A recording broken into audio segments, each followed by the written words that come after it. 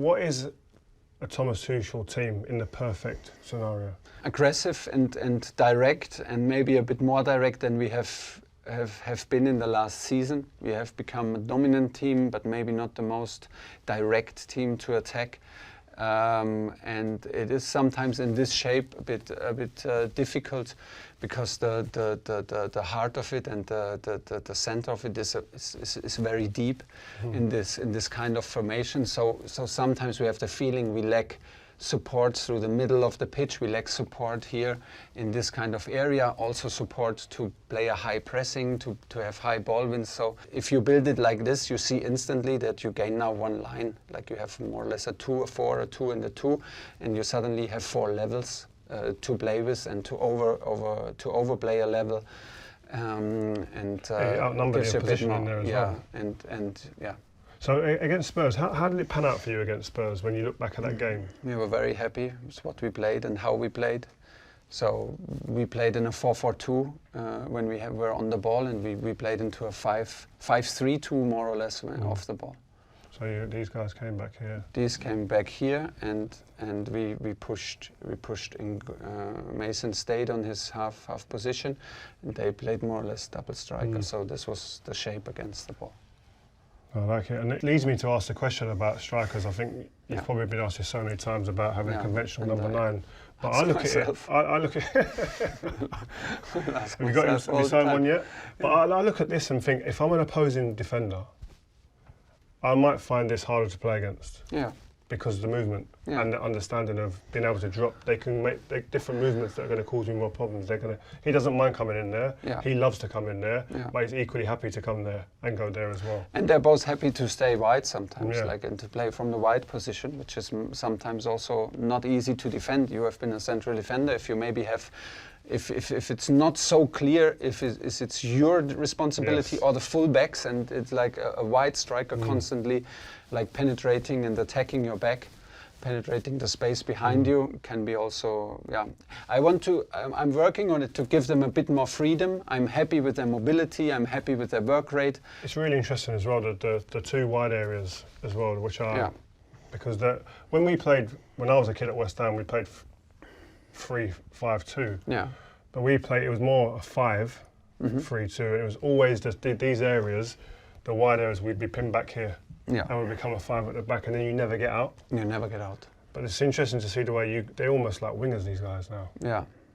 Yeah. And that is really important for the way your system is, and if it can be if you play like this, and if you have ball possession, you cannot get pinned. This is the risk in this system, that if you play against, like, let's say 3 strikers and they pin you, that you get pinned with your wing backs, and then you will never catch a ball here.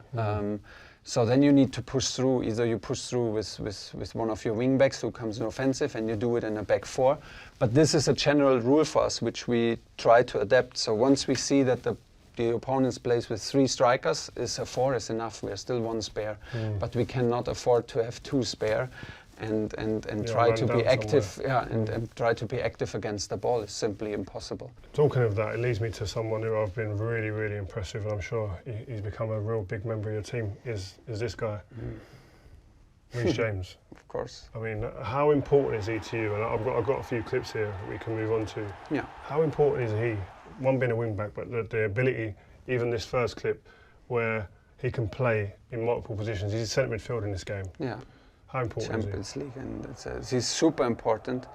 He is so good individually. I mean, he is like so strong. Like you see this, he has the leg to keep the ball and keep the opponent off with one leg, having his body in between. He is so confident to have the ball, to find solutions. He trusts himself, doesn't he? He trusts himself. He always trusts looking his ability. over his shoulders. I mean, the quality of his foot, the quality of his long passes, diagonal passes, deliveries. It's sometimes hard to understand where we should be. We just looked at this goal yesterday, and this to understand where we make him play in different shapes and different formations. The way that the fullbacks play now are very different. City have a way of playing where they're inverted fullbacks almost. They come inside. Liverpool, they kind of back play up. Yeah. With him, he's almost like the freedom to be a winger, this is a good one for me in terms of where he is. There's the ball. Jorginho has the ball, the playmaker.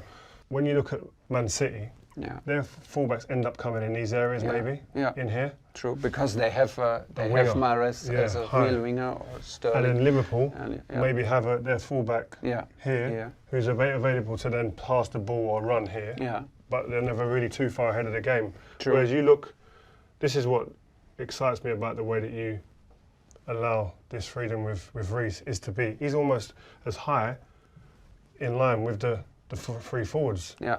That's a Mo Salah position almost. Almost, yeah. Here again, look. High.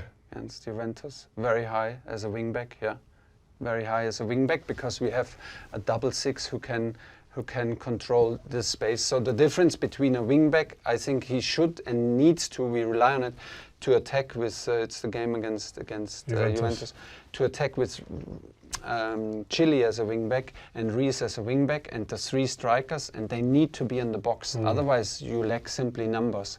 This needs to happen. It is kind of a weakness of the system, a strength and a weakness, that you rely on your wingbacks. It gives you a huge width and always the chance to switch off play. But sometimes you can lose the connection if you're not fluid enough in your game. But he, in my opinion, as a wingback, does not have to think about coverage here against Chiesa. He can, because it's, we have still 3 and 2-6. So it's this guy who needs to cover this space and control the counter-attack against Chiesa. And this, like you said, gives him the freedom to fully attack, which he likes. He likes to have the freedom to not think about covering.